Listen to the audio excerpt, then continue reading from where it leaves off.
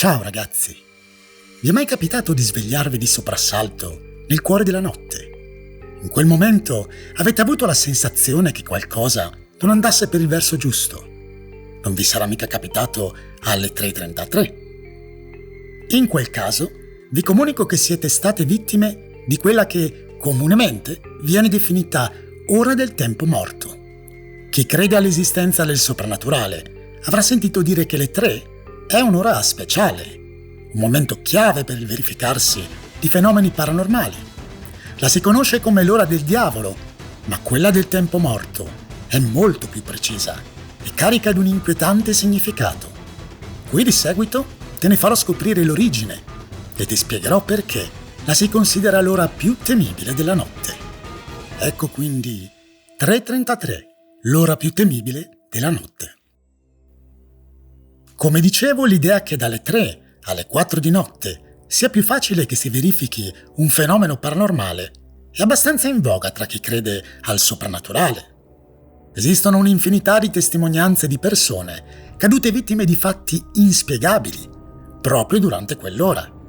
Per esempio, soggetti che si svegliano sempre in quel lasso di tempo, come richiamati alla coscienza da una forza sconosciuta, oppure che soffrono attacchi di paralisi del sonno. E gli stessi sono spesso accompagnati da immagini terrificanti, così vivide da sembrare reali. Gli esperti del paranormale parlano chiaro. Durante la notte, in quei 60 minuti, ci troviamo all'apice delle forze che danno luogo a fenomeni paranormali. Ma sarebbe proprio alle 3:33 che si raggiunge il livello più alto, 60 secondi, in cui potrebbe succedere davvero di tutto.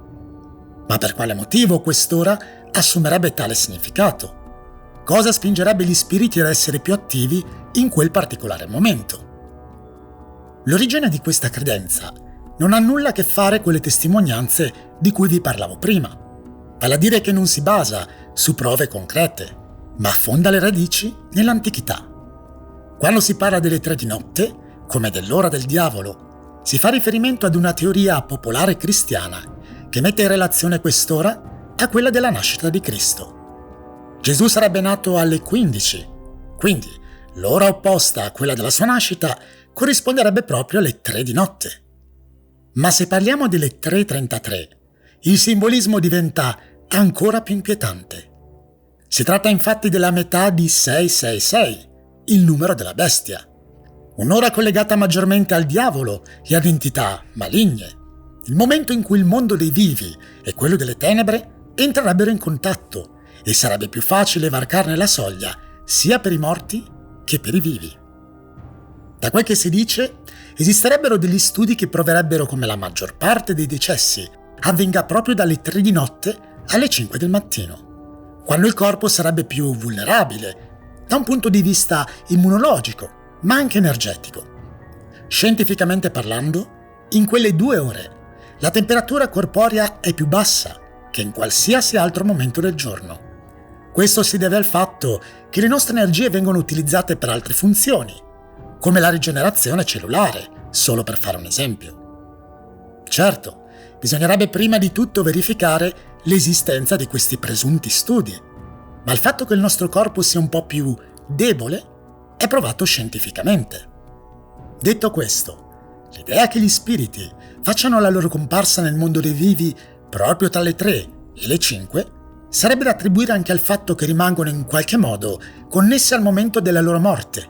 Di conseguenza, prenderebbero contatto con noi proprio in quel lasso di tempo, quando lasciarono questo mondo. Esisterebbe poi un'ultima teoria che spiegherebbe perché le 3:33 sono un momento chiave per il mondo del soprannaturale, ed ha a che fare proprio con il numero 33.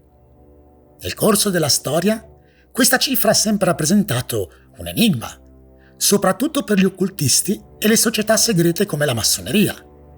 Si tratta di un numero magico, collegato agli eventi più oscuri ed importanti della storia, ma è anche un numero maestro, il più alto della scala. I numeri maestri, infatti, sono l'11, il 22 e il 33. Essendo il più alto, è anche quello che simboleggia il più elevato livello della coscienza spirituale da parte dell'essere umano. In verità, La numerologia gli attribuisce un significato per lo più positivo, ma essendo così carico di energia spirituale, può anche contribuire al verificarsi di fenomeni paranormali. O almeno questo è quello che credono coloro che lo collegano all'ora del tempo morto. Ma cosa dovrebbe succedere esattamente a quell'ora?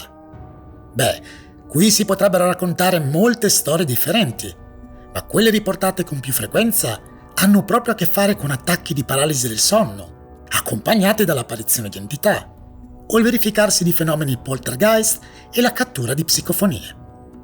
Ok, se siete scettici, tutto quello che ho detto fino a questo momento potrebbe sembrarvi un cumulo di sciocchezze, ma anche la scienza ha riconosciuto che, nel cuore della notte, molti soggetti sono più propensi a vivere esperienze inspiegabili.